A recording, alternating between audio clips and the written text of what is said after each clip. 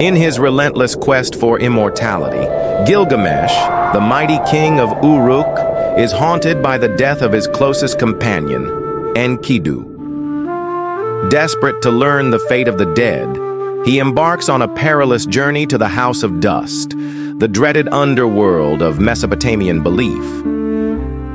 Guided by visions, he arrives at the gates of the underworld, where colossal stone doors creak open, revealing a realm of eternal twilight.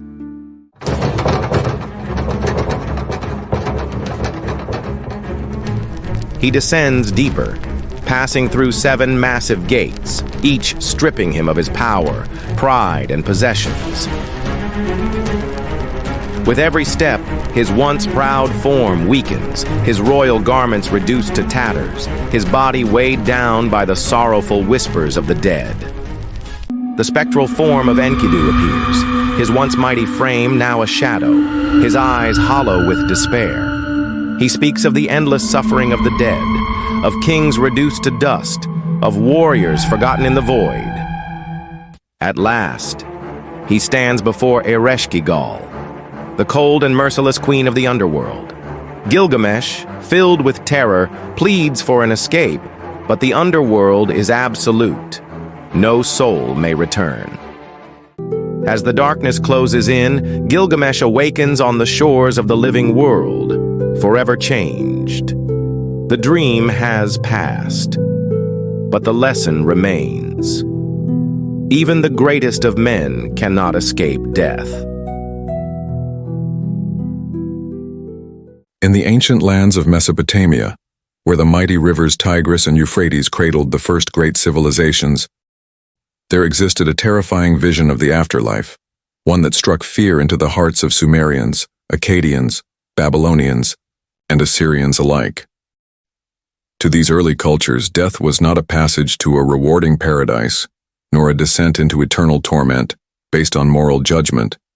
Instead, it was an unavoidable journey into a bleak and desolate realm, a shadowy underworld, where all who had ever lived were condemned to the same fate. This place was known as the House of Dust, a grim domain of eternal darkness, where the dead roamed as faded echoes of their former selves, stripped of joy, power, and purpose. Unlike later religious traditions that offered hope of redemption or divine justice, the Mesopotamian underworld was an inescapable doom, regardless of how one lived. Kings, warriors, and commoners alike were reduced to mere shades, lingering in a land devoid of warmth or light. The spirits, known as Gidim, were bound to this sorrowful existence, feeding on dust and clay, forever longing for the world they had left behind. It was believed that only through offerings made by the living, such as food, water, and prayers, could these restless souls find any semblance of relief.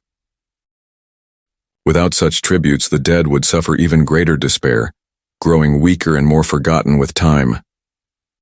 This chilling concept of the afterlife is most vividly described in the Epic of Gilgamesh, one of the oldest surviving literary works in human history. In this tale, Gilgamesh, the legendary king of Uruk, embarks on a desperate quest to escape the fate of all mortals. But in his journey, he receives a terrifying vision of what awaits beyond death. Through the spirit of his deceased companion Enkidu, he learns that no matter how noble, powerful, or righteous one may be in life, all eventually succumb to the same miserable eternity in the House of Dust. This revelation leaves Gilgamesh haunted and forever changed, forcing him to confront the inescapable reality of human mortality. According to ancient Mesopotamian belief, death was not the end of existence, but the beginning of a bleak and inevitable journey into the underworld. When a person died, their spirit, known as a Gidim, would separate from the body and begin its descent into Kur or Irkalla, the realm of the dead. The journey to the underworld began at the very moment of death. The Gidim would rise from its lifeless body and begin its wandering, drawn inevitably toward the land of the dead. To reach its final destination, the spirit had to pass through 7 massive gates, each guarded by terrifying supernatural beings. With every gate it crossed, the soul was stripped of something it once held dear, its clothing, its possessions, its social status, even its very name. By the time it passed the final gate, nothing remained of the person it once was. All titles, wealth, and memories of life were left behind, reducing the soul to nothing more than a hollow, weightless shadow. Finally, the spirit would arrive at the House of Dust, a vast and desolate realm where the dead lingered in eternal gloom. There was no escape, no second chance, and no mercy. The once mighty kings of the earth, the great warriors of ancient battles, and even the most revered priests and sages all shared the same fate, wandering in darkness, feeding on dust, and enduring an eternity of quiet suffering. In this land, the past was forgotten, the future did not exist, and the only hope for relief came from the prayers and offerings of the living. Without them, the dead would fade even further into despair, their names lost to time, their souls doomed to wander the shadows forever. Unlike the fiery pits of torment described in later religious traditions, the House of Dust was a realm of slow, unending despair rather than active punishment. There were no demons to torture the souls of the damned, no divine retribution meted out for sins, only the suffocating weight of an existence drained of all hope. It was a vast, decaying palace, its halls crumbling with age, its walls made of cold, unyielding black stone. The air was heavy with dust and the scent of decay, and there was no warmth, no light, only an eternal twilight filled with the hushed murmurs of the forgotten dead. Shadows drifted endlessly through the gloom, stripped of everything that once made them human. Inside this forsaken realm, all distinctions of life were erased. Kings who once commanded armies, merchants who once bargained in the bustling markets, farmers who once toiled under the sun, all shared the same wretched fate. The dead were reduced to aimless, powerless shades, wandering in silence, their bodies frail and weightless. They had no strength to embrace, no joy to share, no ambitions to pursue. Their only sustenance was dust and clay, and their drink was stagnant, brackish water that did nothing to quench their endless thirst. No feasts awaited them, no reunions with loved ones, only an eternity of yearning, trapped in a world that neither punished nor rewarded, but merely forgot. In the Epic of Gilgamesh, this grim reality is brought to life through the tragic fate of Enkidu, Gilgamesh's beloved companion. After Enkidu's death, his spirit is briefly summoned from the underworld, revealing a vision so dreadful that even the mighty Gilgamesh trembles at its horror. Enkidu describes how the once great rulers of the world, who had sat upon golden thrones and commanded empires, now huddle in the shadows, their crowns turned to rust and their fine garments reduced to rags.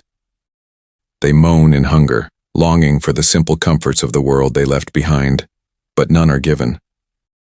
The only relief comes from the offerings of the living, libations of water, morsels of bread, and whispered prayers to the gods.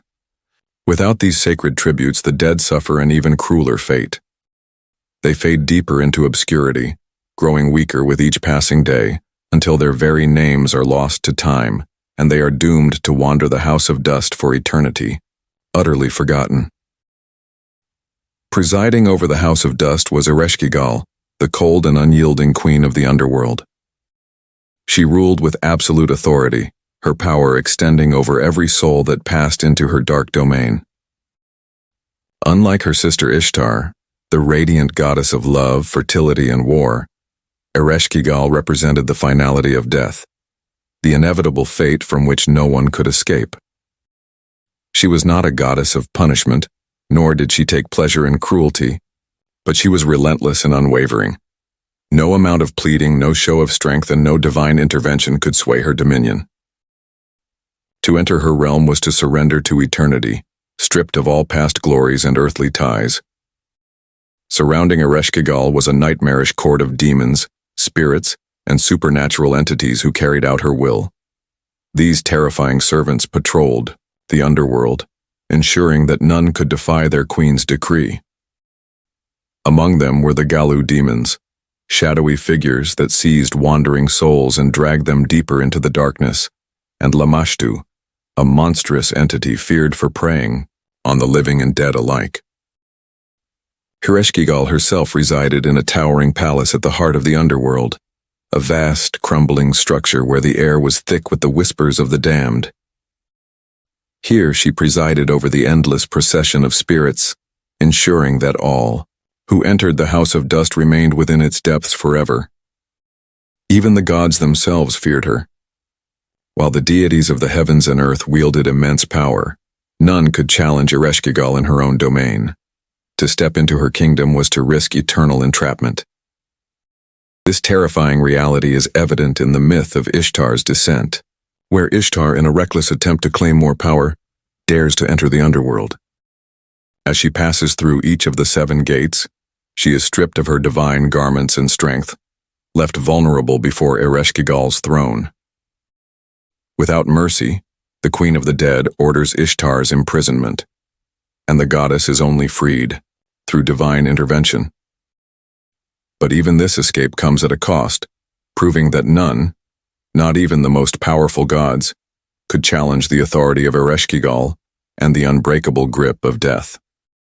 Among the many horrors of the Mesopotamian Underworld, none were more feared than the fate of those who died without a proper burial or were forsaken by their living kin.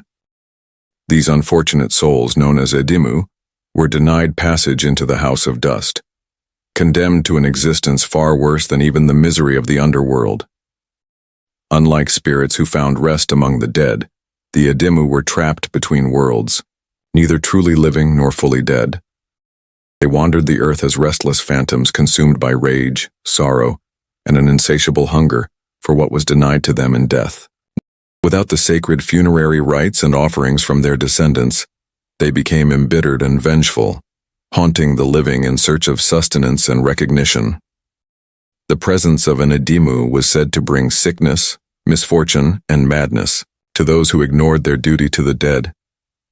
These spirits were invisible but ever present, lurking in darkened corners, whispering from the shadows, and disturbing the sleep of the living.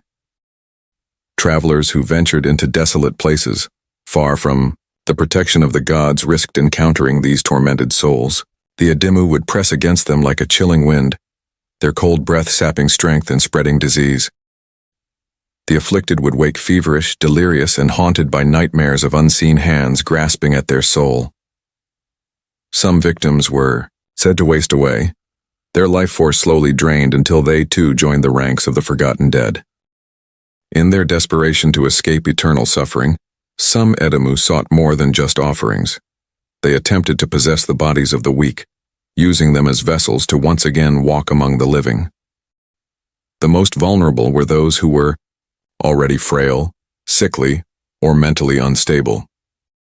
Ancient texts describe rituals performed by priests and exorcists to drive out these lingering spirits, invoking the power of the gods to sever the link between the Edimmu and their unwilling hosts.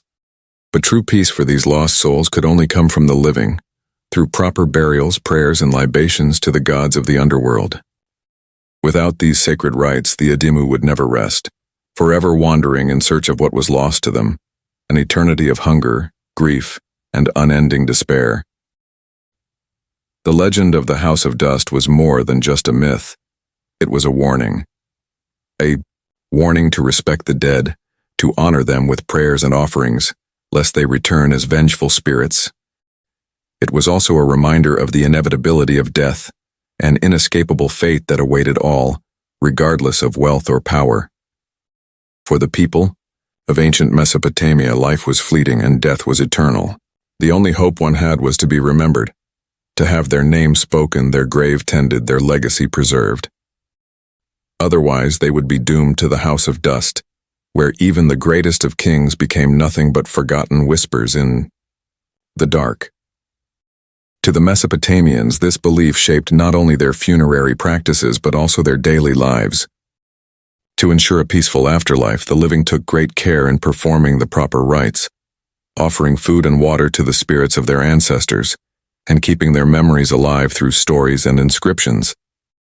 The worst fate was not simply death but oblivion, to be erased from history, to have no descendants to tend to one's spirit, to fade into the endless dust. This fear echoed through their prayers and rituals, reinforcing the fragile boundary between the world of the living and the realm of the dead. The House of Dust was not merely a place, it was a destiny, and only through remembrance could one hope to delay its grasp. Even now, thousands of years later, the echoes of Mesopotamian beliefs about death and the afterlife linger in modern ghost stories and horror folklore. The idea of a bleak, joyless underworld filled with restless spirits has influenced cultures across time, shaping the way humanity envisions the great unknown beyond death. Perhaps in some way the House of Dust still exists, not in the ruins of ancient temples, but in the fears and nightmares of those who wonder what awaits beyond the veil of life. Would you dare to look beyond? Or will the whispers of the forgotten dead follow you into the night? Thank you for watching. Please like, share, and subscribe.